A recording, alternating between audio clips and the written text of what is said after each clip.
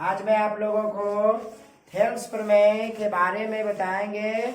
Thales प्रमेय जो कि बिहार बोर्ड मैट्रिक के लिए 5 नंबर में पूछता है और यह क्वेश्चन 2024 के लिए मोस्ट वीवीआई क्वेश्चन है और यह सिद्ध करने के लिए आता है कि थेल्स प्रमेय को लिखकर सिद्ध करें। तो आइए हम आज बताते हैं कि थेल्स प्रमेय किस प्रकार सिद्ध किया जाता है। तो ध्यान दीजिएगा, क्वेश्चन है थेल्स प्रमेय या आधारभूत समानुपातिकता प्रमेय। थेल्स प्रमेय का ही दूसरा नाम है आधारभूत समानुपातिकता प्रमेय।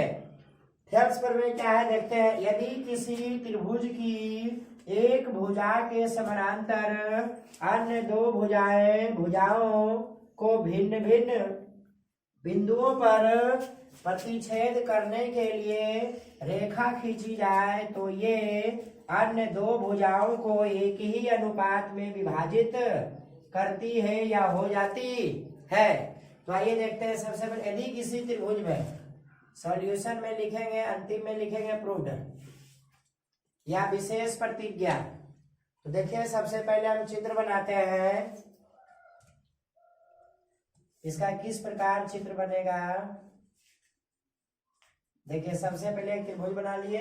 यदि किसी त्रिभुज की एक भुजा के समानांतर अन्य दो भुजाएं को भिन्न भिन्न बिंदुओं पर, तो देखिए एक बिंदु यहाँ हो गया, एक बिंदु यहाँ, ये भिन्न भिन्न बिंदु हो गया, प्रतिच्छेद करने के लिए रेखा खींची जाए तो दो भुजाओं को एक ही अनुपात में विभाजित करती है। तो देखिए इसका नाम रख दिए बी सी और इसका नाम रख दिए डी और इसका नाम रख दिए ई।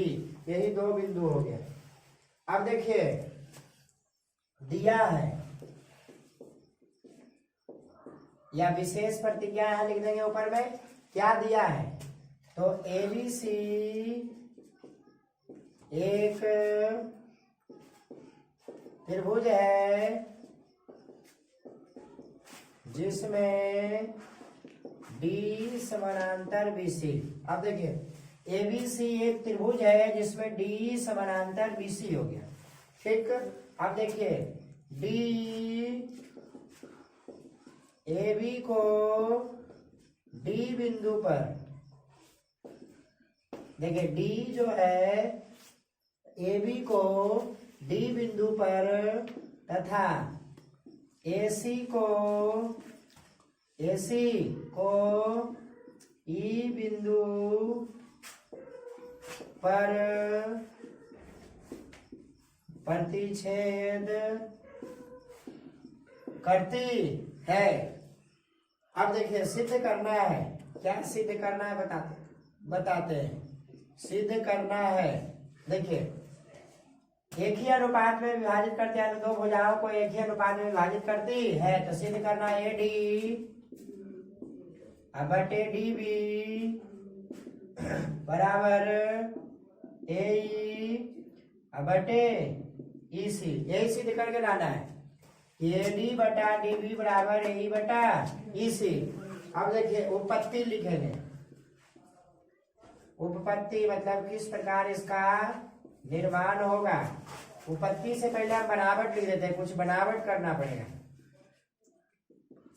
देखिए बनावट में D से DM और E से EN, ठीक। उसके बाद C से D को मिला देंगे और B से E को मिला देंगे। तो बनावट में लिखेंगे D से DM लंब। देखिए D से DM लंब किस पर डाले, AC पर, AC पर।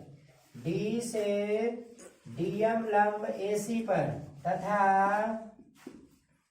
E से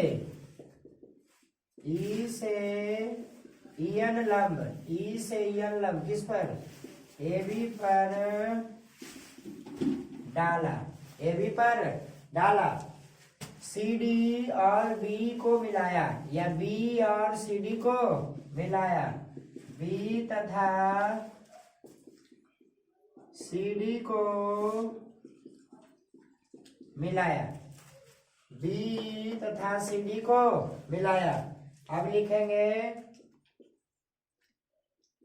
उपपत्ति। क्या लिखेंगे, उपपत्ति। तो देखिए सबसे पहले इस त्रिभुज में चलेंगे ए डी ई में या ए ई डी में। तो एरिया ऑफ त्रिभुज ए डी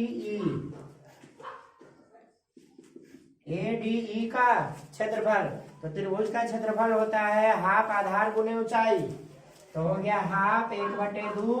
अब देखिए ए डी ई में चल रहे, तो आधार क्या हो जाएगा, ए डी हो जाएगा, ए से डी ए डी, ए से डी हो जाएगा ए डी आधार। ऊंचाई देखिए इस पर जो ये आया है यहाँ बराबर किए थे, इसका ये ऊंचाई हो गया, तो ऊंचाई का नाम हो गया ईएन।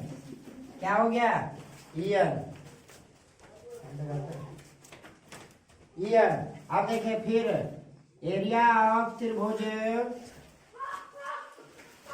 देखिए इधर कैमरा में नहीं आ रहा, एरिया ऑफ त्रिभुज ए डी ई का क्षेत्रफल, तो हाफ आधार, देखिए आधार इस पर चल रहे इस पर ए बी के लिए, तो ए डी आगुने इस पर ऊंचाई कौन हो गया, ईएन।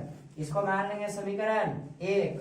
अब देखिए फिर एरिया ऑफ त्रिभुज, अब देखिए इधर से बी डी सी का क्षेत्रफल, बी डी ई का क्षेत्रफल, उसके बाद एरिया ऑफ त्रिभुज बी डी ई का क्षेत्रफल, तो हो जाएगा देखिए हाफ बी डी ई का क्षेत्रफल, अभी आधार यही है और ऊंचाई यही रह जाएगा, तो हाफ आधार हो जाएगा बी डी, या डीवी लिखिए, डीवी आगुने यही ऊंचाई हो जाएगा ईएन, क्योंकि इसी पर है ईएन। इसको मान लिए समीकरण 2।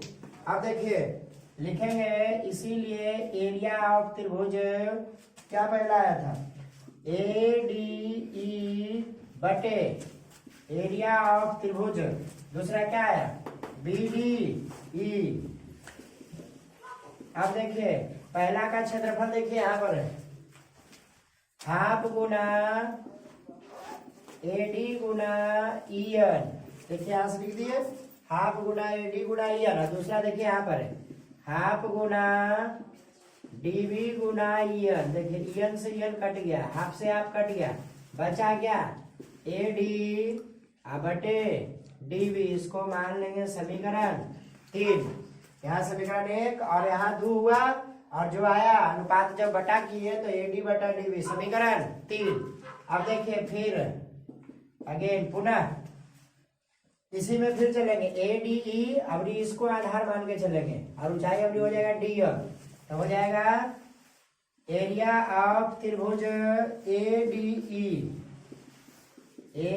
ई का क्षेत्रफल, तो हाफ आधार देखिए अब हो जाएगा ए से ई, ए लिखे हैं तो ए ई आगुने देखिए इस पर जो ऊंचाई है डीएम है, और इस पर था ईएन, इधर हो जाएगा डीएम, तो डीएम हो गया।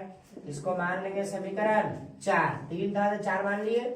उसके बाद एरिया ऑफ त्रिभुज, देखिए पहला बार में चले थे बी डी ई, इसमें चलेंगे C D E, area of त्रिभुज सी डी ई, तो हो जाएगा हाफ आधार, तो आधार देखिए ईसी हो जाएगा, आगुने ऊंचाई यही रह जाएगा डीएम,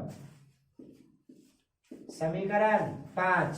अब देखिए इसीलिए एरिया ऑफ त्रिभुज ए डी ई बटे एरिया ऑफ त्रिभुज दूसरा क्या था सी डी ई। अब देखिए पहला का क्षेत्रफल क्या है 1/2 ए ई गुना डीएम, दूसरा का क्षेत्रफल 1/2 ई सी गुना डीएम। अब देखिए डीएम से डीएम सेम सेम कट गया, 1/2 से 1/2 कट गया, तो बचा क्या ए बटे ई सी। इसको मान लेंगे समीकरण 6, समीकरण 6। अब देखिए यहाँ पर ये जो लिखे थे एरिया ऑफ त्रिभुज ए डी ई, हम इसको ए डी ई को ए ई डी भी लिख सकते हैं, ए ई डी, एरिया ऑफ त्रिभुज ए ई डी भी लिख सकते हैं, कोई दिक्कत नहीं। तो देखिए ए डी ई, और इसमें ये पहला हो गया A D E, area of त्रिभुज ए डी, और इसमें भी देखिए सेम सेम आया एरिया ऑफ त्रिभुज ए डी ई, तो दोनों बराबर हुआ। तो देखिए यहां लिखते हैं त्रिभुज एरिया ऑफ त्रिभुज पहला क्या था, ये दोनों सेम सेम है, कट गया तो बचा क्या, एरिया ऑफ त्रिभुज BDE और एरिया ऑफ त्रिभुज इधर बच गया CDE समझिएगा। देखिए ADE पहला वाला में कट गया, दूसरा वाला में भी कट गया, तो बचा क्या, त्रिभुज BDE और त्रिभुज CDE। तो एरिया ऑफ त्रिभुज BDE और दूसरा बचा CDE, एक ही आधार D पर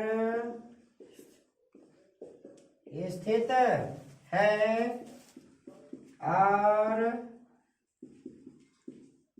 एक ही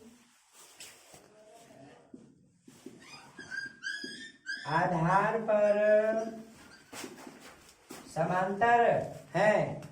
अब देखिए एरिया ऑफ त्रिभुज BDE और एरिया ऑफ त्रिभुज CDE, देखिए CDE लिखे हैं तो BDE यहाँ ध्यान दीजिएगा और CDE हो गया, तो बोलिए एक ही पर है कि नहीं, D पर, इसीलिए लिखे एरिया ऑफ त्रिभुज BD और एरिया ऑफ त्रिभुज CD एक ही आधार D पर स्थित है और एक ही आधार पर समानांतर है, तो इसीलिए एरिया ऑफ त्रिभुज BDE बराबर एरिया ऑफ त्रिभुज CDE। अब देखिए समीकरण 3 और 6 से, समीकरण 3 और 6 से, अब देखिए समीकरण 3 और 6 से, समीकरण 3 कितना है बोलिए, AD बटे DB बराबर, दूसरा कितना है, छठा AE बटे EC।